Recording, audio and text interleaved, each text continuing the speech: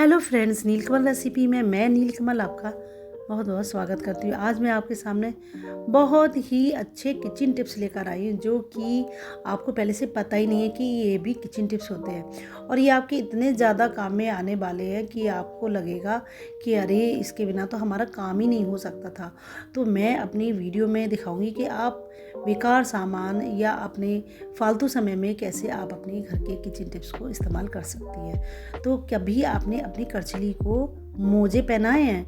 आप सोच रहे होंगे करछलियों को कौन मोजे पहनाता है, तो मैं आपको बताऊंगी कि आप अपनी करछली को मोजे पहनाकर क्या कर सकती हैं और वो भी बहुत ही इंटरेस्टिंग है। तो देखिए, हम खाना बनाते हैं, हमारे हाथ जल जाते हैं। कभी कभी हम गरम करछली उठा लेते हैं या गरम चिमटा उठा लेते हैं तो हमारे हाथ जल जाते हैं, उन पर जलने के निशान भी पड़ जाते हैं। तो बहुत अच्छी सी मैं आपको टिप्स बताऊंगी कि आपकी जो छोटी करछली होती है, बड़ी करछली तो से हमारा हाथ नहीं जलता, लेकिन छोटी करछली से अक्सर हमारे हाथ जल जाते हैं क्योंकि करछली बहुत गर्म हो जाती है। तो मैंने एक छोटी करछली ली है और उस करछली को मैं पहना दूंगी मोजा, और मोजा पहनाने के बाद मैं बताऊंगी कि आप इससे क्या कर सकते हैं। इससे हमारे हाथों का बचाव होगा।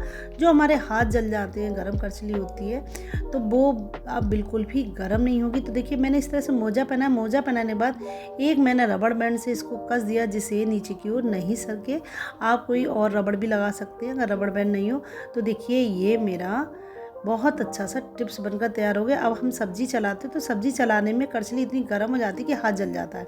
तो इस तरह से आप सब्जी को चलाएंगे, आपके हाथ बिल्कुल नहीं जलेंगे। और कभी कभी हम सब्जी को बनते समय प्लेट से ढककर रख देते हैं और जब करछली को उठाते हैं तो एकदम हाथ हमारा गर्म हो जाता है और वो जल जाता है। तो देखिए, आपकी करछली बिल्कुल गर्म नहीं होगी। आप इस तरह से उसको सब्जी को चलाएंगी तो बिल्कुल भी गर्म नहीं होगी क्योंकि ये मोजा लगा हुआ है करछली पर। तो ये इतनी अच्छी टिप्स है। इस तरह से आप अपनी जो छोटी करछली होती है, जो छोटी चम्मच होती हैं, उनको आप मोजे से लपेट दीजिए और उसके बाद आप अपने किचन में काम करिए। आपके हाथों पे बिल्कुल भी जलने का निशान नहीं होगा, ना ही वो जलेंगे। ये बहुत अच्छी सी टिप्स है और देखिए कितनी अच्छी करछली भी लग रही है। इसके बाद मैं एक छोटी चम्मच उठाकर आपको दिखाऊंगी कि इसको हम मोजा पहनाएंगे और मोजा पहनाने के बाद हम इस चम्मच से बनाएंगे बहुत ही बढ़िया से पराठे और बिल्कुल भी हमारा हाथ नहीं जलेगा। अक्सर पराठा बनाते समय हमारे हाथ पे तेल गरम आ जाता है जिससे हमारे हाथ जल जाते हैं। करछली इतनी गर्म हो जाती है कि हमें डर लगता है कि कहीं हमारा पराठा बनाते समय हाथ ना जल जाए।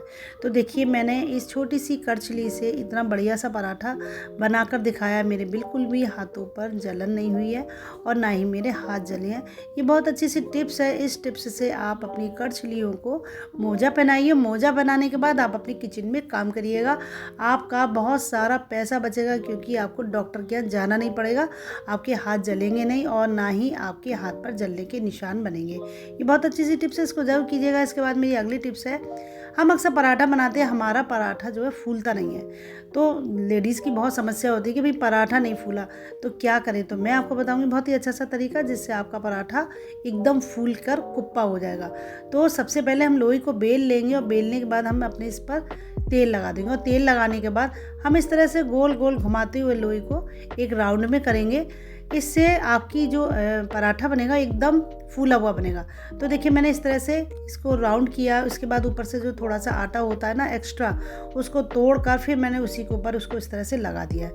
और जिधर मैंने ये लोई को बंद किया है हमें इसी साइड से इसको बेलना है, हमें पलटना नहीं है। जिधर हमने लोई को बंद किया है ना उसी साइड से हमको इसको बेलना है। तो मैं थोड़ा सा आटा लगाकर इसको बेलूँगी और बेलने के बाद मैं बताऊँगी कि आप इसको किस तरह से फूला हुआ पराठा बना सकती हैं।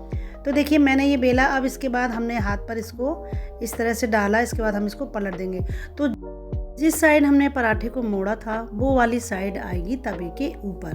देखिए, इस तरह से ये तवे पर मैंने पराठा डाल दिया और जो मैंने मोड़ा था वो साइड हो गया तवे के ऊपर और जो दूसरी साइड हो गई ऊपर की तरफ। इसके बाद हम इसको पलट देंगे और पलटने के बाद अब हम इस पर लगाएंगे घी।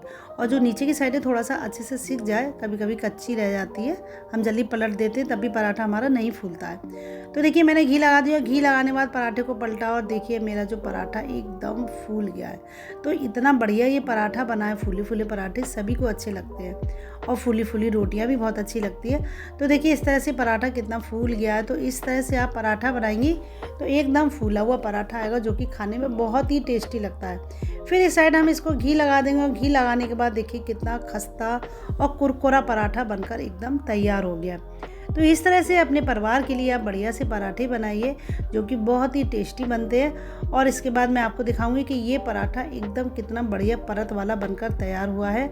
तो देखिए मैं इसको खोल के दिखाऊंगी कि कितना बढ़िया ये पराठा बना और एकदम मुलायम भी बना है, बिल्कुल टाइट पराठा नहीं हुआ है और बहुत टेस्टी पराठा बना है। देखिए मैं इसकी परत खोल के दिखाऊंगी कि 2 परतों का पराठा आप किस तरह से बना सकती हैं और वो भी एकदम बहुत ही सरल तरीके से।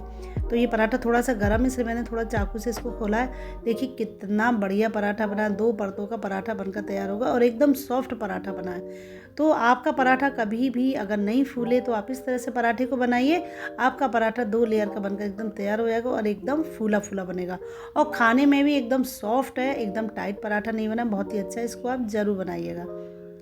इसके बाद हम अपनी अगली टिप्स की तरफ चलते हैं। ये है हमारा चकरा। जब हम रोटियां बनाते हैं तो हमारी स्लेब गंदी हो जाती है क्योंकि इस पर आटा गिर जाता है। तो बहुत ही सिंपल तरीका है कि जब भी आप रोटी या पराठे बनाएं तो एक अखबार आप अपने चकले के नीचे बिछा लें, जिससे रोटी या पराठा बनाते समय जो आटा गिरता है वो आपकी स्लेब पे नहीं गिरे और आपकी स्लेब जो है गंदी ना हो। तो देखिए मैंने ये अखबार बिछा लिया। मैं अक्सर जब भी रोटी या पराठा बनाती हूँ चकले के नीचे कुछ ना कुछ ज़रूर बिछा लेती हूँ, जिससे जो है स्लेब हमारी गंदी ना हो और आटा जो है चिपक जाता है, बहुत ही गंदा लगता है। तो देखिए मैंने इस तरह से रोटियाँ अपनी सारी बेली हैं और बेलने के बाद जो आटा है वो अखबार पर गिरा है। तो इस तरह से कितना अच्छा सा ये टिप्स है और बहुत ही सिंपल है। इस आटे को आप कहीं पर भी झाड़ दीजिए तो इस तरह से आपकी किचन बिल्कुल गंदी नहीं होगी, ना ही चिपचिपाएगी, क्योंकि आटा गिरने से बहुत ही गंदगी हो जाती है और आटा चिपक भी जाता है। अगली बार जब भी रोटी बनाएं अखबार जरूर बिछा लें। इसके बाद हमारी अगली टिप्स है, ये अचार बनाए हैं और अचार को हमें धूप में रखना है, क्योंकि धूप में नहीं रखेंगे तो अचार ख़राब हो जाएंगे। लेकिन अगर हम ढक्कन लगाकर अचार को रखेंगे तो अचार में मॉइस्चर आ जाएगा, जिससे अचार ख़राब हो जाएगा। तो मैं बहुत ही अच्छा सा तरीका बताऊंगी कि आप अचार को किस तरह से धूप में रख सकते हैं और आपका अचार सालों साल चलेगा, बिल्कुल ख़राब भी नहीं होगा। तो जब भी हम अचार को धूप में रखें, अपने अचार के जो बर्तन होते हैं, जो डिब्बे होते हैं, उनको धूप में रखें तो उनके सबसे पहले हमें ढक्कन को हटा देना चाहिए और ढक्कन को हटाने के बाद हमें इसके ऊपर लगाना चाहिए कोई भी कॉटन का कपड़ा। तो मैं आपको बताऊंगी कि आपकी जो बेकार जो थैले पड़े रहते हैं वो आप इनका इस्तेमाल इसमें कर सकती है। तो देखिए मैंने एक थैली ली है वाइट कलर की और इनको हम अक्सर इस्तेमाल करने के बाद फेंक ही देते हैं, लेकिन अगर आप अपने अचार के लिए इनका इस्तेमाल कर सकती हैं। तो देखिए मैंने इस थैली को इस तरह से काटा है कि इसके 4 पार्ट हो गए हैं और मैं ये चारों पार्ट को अचार के बॉक्स पर लगाकर आपको दिखाऊंगी। तो देखिए इस तरह से मैंने ये थैली काटी है और काटने के बाद इसके मैंने कर लिए हैं 4 टुकड़े और इसके बाद हम अचार को इसमें लगाकर धूप में रखेंगे। इस तरह से आपका अचार एकदम सुरक्षित रहेगा और ख़राब नहीं होगा, उसमें कोई भी फफूंदी नहीं आएगी। कभी कभी अचार में फफूंदी आ जाती है, यह अचार जो होता है ना एकदम काला काला सा हो जाता है और अगर हम ढक्कन लगाकर इसको रखते हैं तो अचार तो हमारा और ज़्यादा ख़राब हो जाएगा। तो हमेशा आप जब भी अचार को रखें अचार के ऊपर यानी उसके बॉक्स के ऊपर कोई भी कॉटन का कपड़ा लगा सकती हैं, तभी आपका अचार एकदम सुरक्षित रहेगा। तो देखिए इस तरह से मैंने ये 4 टुकड़े इस थैली के कर लिए और करने के बाद मैं बताऊंगी कि आप अचार में इस तरह से इसको कैसे लगा सकती है। तो सबसे पहले मैंने अचार के डिब्बे को लिया है और अचार को थोड़ा सा हिला लिया। इस तरह से क्या होगा कि जो अचार का मसाला है और जो उसका तेल है अच्छे से मिक्स हो जाए। इसके बाद हम थैली के जो पीस हमने किया था उसको हम अचार के डिब्बे पर इस तरह से लगा देंगे। लेकिन ये थोड़ा सा बड़ा है तो इसको हम थोड़ा सा काट देंगे और काटने के बाद हम इसको लगाएंगे और लगाने के बाद इस पर हम लगा देंगे एक रबड़ बैंड। रबड़ बैंड से क्या होगा कि ये कपड़ा जो है उड़ेगा नहीं, कभी कभी हवा चलती है कपड़ा उड़ जाता है, तो रबड़ बैंड से कसने से ये उड़ेगा नहीं। आप कोई इसमें धागा भी बांध सकते हैं और देखिए आपका अचार जो है एकदम सुरक्षित हो जाएगा और इसको बहुत अच्छे से धूप में मिल जाएगी और धूप की जो किरणें हैं अचार के अंदर जाएंगी, तो इस तरह से हमारा अचार एकदम सुरक्षित होगा और बिल्कुल ना तो इसमें फफूंद आएगी और ना ही ये ख़राब होगा। तो देखिए इस तरह से ये मैंने इस डिब्बे के ऊपर इस तरह से इस कपड़े को लपेटा है और लपेटने के बाद हमने इस पर लगा दिया है रबड़ बैंड। अब इसके ऊपर हमें ढक्कन नहीं लगाना है, हमें केवल कपड़ा ही लगाना है, क्योंकि ढक्कन लगाएंगे तो वो अचार तो ख़राब हो ही जाएगा, फिर धूप में सुखाने से फ़ायदा क्या है। तो देखिए मैंने इस तरह से सारे डिब्बों पर ये कपड़ा लगा दिया। ये थोड़ा सा बड़ा था तो कैंची से हम थोड़ा सा इसको कट कर देंगे, जो एक्स्ट्रा कपड़ा वो निकाल देंगे और देखिए इस तरह से रबर बैंड से ये कितना कस गया है, इसका कपड़ा भी नहीं उड़ेगा। और इस तरह से हम इस अचार को धूप में रखेंगे तो आप 2 से 3 दिन तक इसको धूप में रखिएगा, तो इस तरह से आपका अचार ख़राब नहीं होगा, उसको प्रॉपर धूप भी मिल जाएगी और आपका अचार जो है सालों साल चलेगा और आपके अचार में कोई भी मॉइस्चर नहीं आएगा। इस तरह से आप अपने अचार को सुरक्षित रख सकती हैं।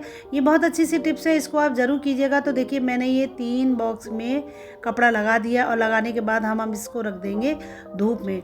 तो धूप में आप किसी तरह से भी रख सकती है, चाहे उसको किसी स्टूल पर रख सकती है, चाहे आप इसको फर्श पर भी रख सकती है। अचार आपका ख़राब नहीं होगा। जहाँ पर अच्छे से धूप आ रही हो वहाँ पर इन डिब्बों को आप रख दीजिएगा, तो आपका अचार एकदम बढ़िया बना रहेगा और अच्छे से उसको धूप भी मिल जाएगी। तो देखिए कितनी अच्छी सी टिप्स है, इसको आप ज़रूर कीजिएगा। और आपको ये सारी टिप्स कैसी लगी मुझे कमेंट बॉक्स में ज़रूर बताइएगा। तो देखिए मैंने धूप यहाँ पर पीछे मेरी बालकनी में आ रही है, तो मैंने सीधा इसको इस तरह से रखा है कि ये धूप इसके ऊपर आती रहे। तो इस तरह से मैं सुबह से शाम तक ये अचार धूप में रखा रहने देती हूँ।